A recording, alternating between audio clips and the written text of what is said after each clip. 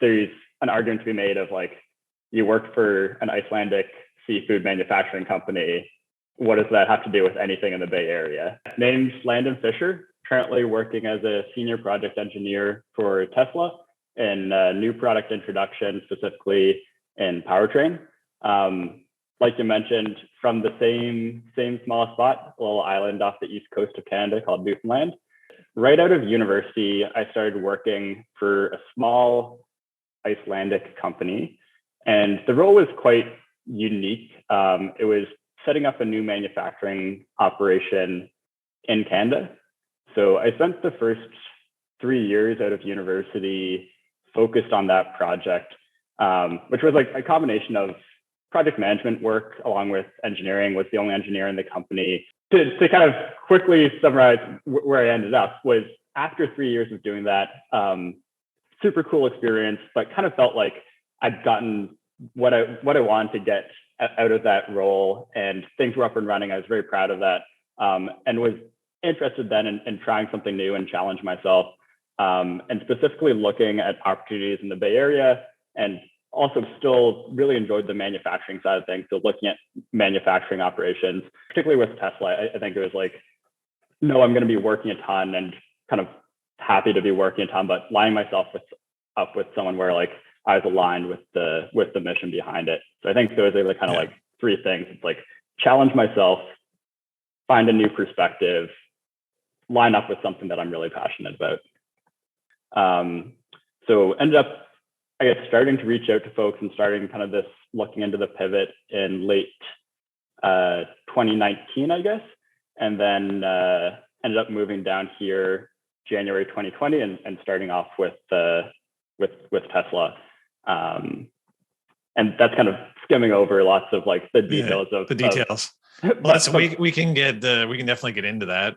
Yeah. I mean, my first question was the reason for the pivot. Maybe you already explained this, but I don't know if you want to touch on any of the motivation for change. Was it just you kind of gotten to that point with Martech and you're ready to try something different, but anything else about kind of the motivation? Because that's always curious to know why people, especially moving countries, moving job, like very different place. So it's curious to know if there's anything else there.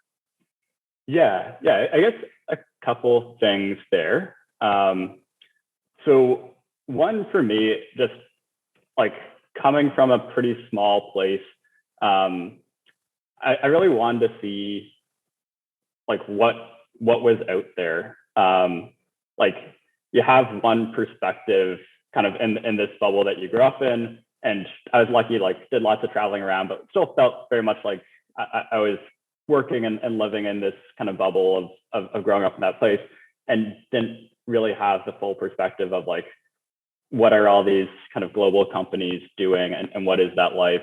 There's a part of that that's kind of tricky to see how things line up. And it was like, kind of, I don't know, you're on the edge of a forest and you have no idea how hard it's going to be to get to the other side, right? So like that unknown challenge part for me was really daunting. I compare it to Hollywood. Like if you watch movies, like it would be like it'd be like trying to become a movie star. Like that's the way I pictured Silicon Valley before I came here, to be honest. Yeah, with no idea how movies are made. Right. Like once I ended up talking to folks from MPI, New Product Introduction, I was like, oh, this is really relevant to the work that I did. Like I worked on launching new products, new manufacturing lines, like the project management intersection between the two. I understand this role, I can do this.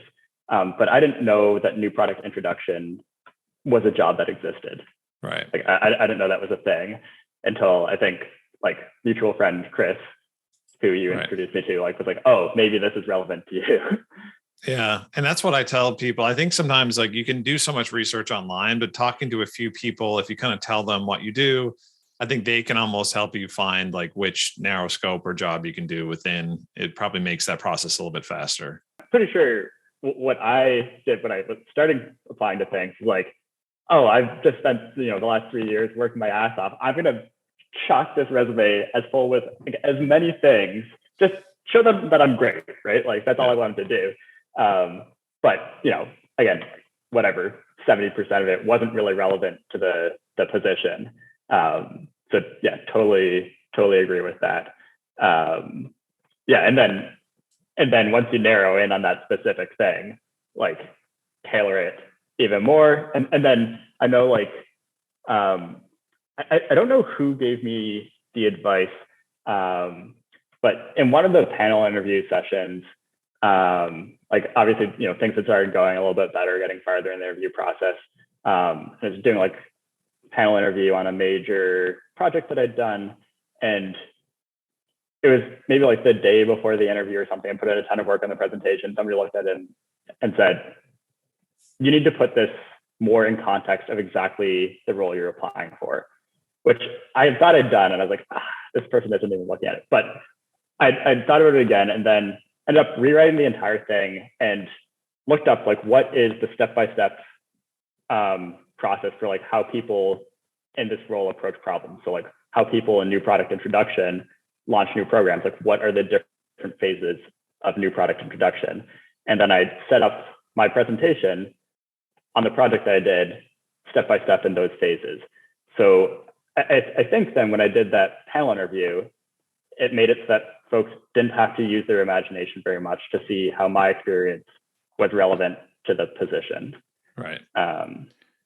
Which yeah, I think that was helpful, like limit the amount of imagination that people have to use to see how it translates.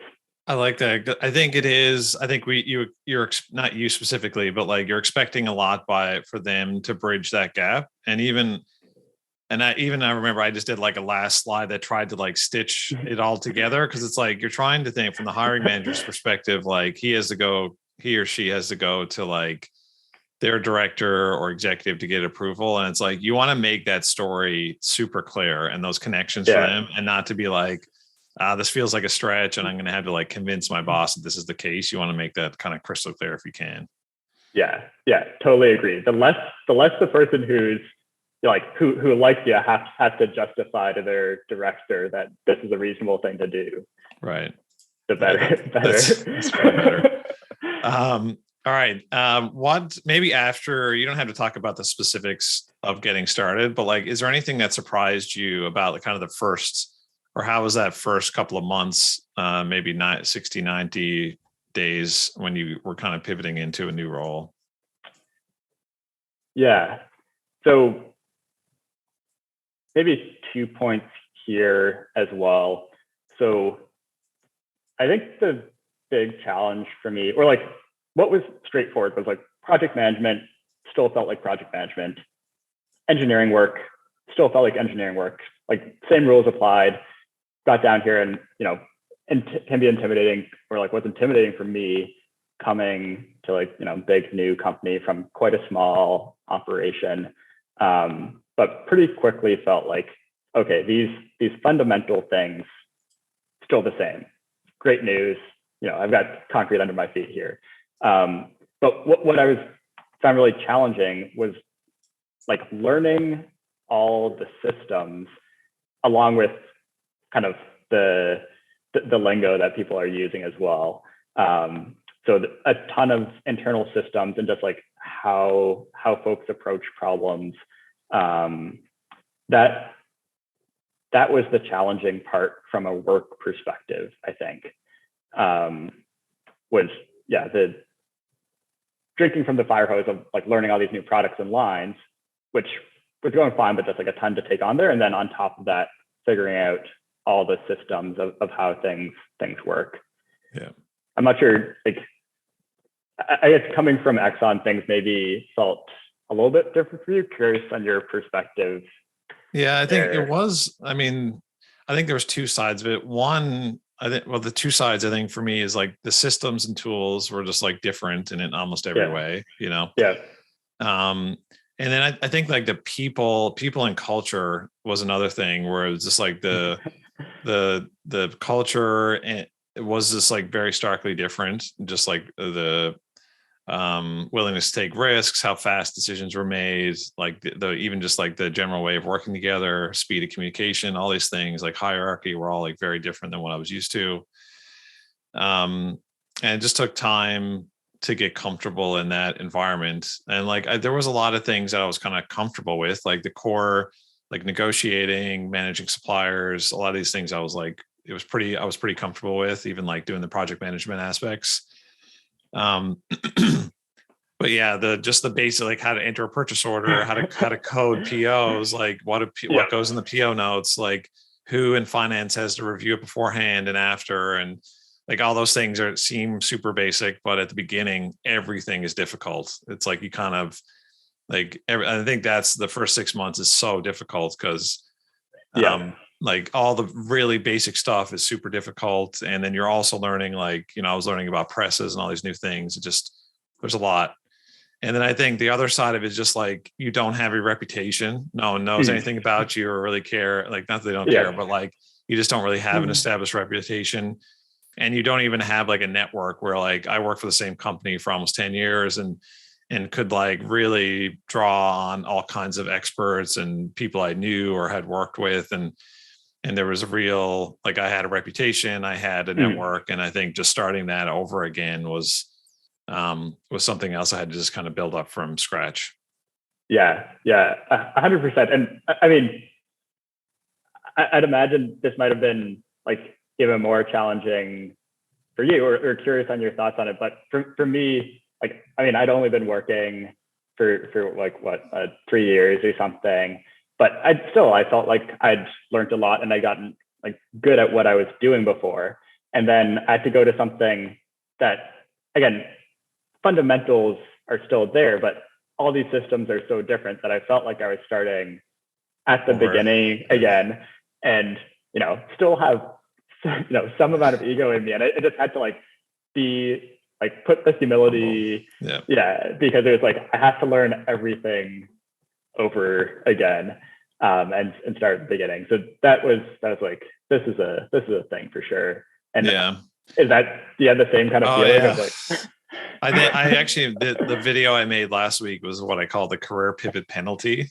And it's like, it can mean a bunch of things. And I think I'm going to have to like make a few videos on the topic, but it's like, it's kind of the step back. It's like, how far do you go back? And it has to do with like money in some context. It has to do with responsibility, expertise, and network, maybe are the main categories. And you had to like kind of eat your humble pie for a period of time. But I am trying to reframe it as like this, like it's more an investment in your future growth, opposed to this like permanent penalty you had to pay.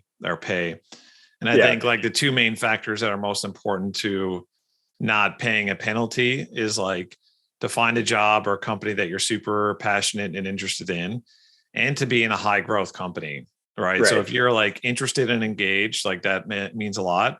And then if you're at a company where the pie is growing, and ideally growing like fast, it just ensures that like that if you're capable and hardworking and interested in what you're doing in a high growth company, the likelihood is that you're going to like recover and grow super quickly. And there's like ample opportunity for you and the company to grow. And that matters a lot. But the first 6, even like up to 18 months, like you're in 2 years, but like it takes a long time. Like, I think a lot of people want to get up to speed super quickly and add value, but my wife said the other day, it took 6 months just to figure out what your job was in a simple way. And then it's like, after that, then you can kind of try and get good at it, we'll say. But that takes time. And if you're used to being good at your job, it can be a hard thing to kind of deal with for a year or two.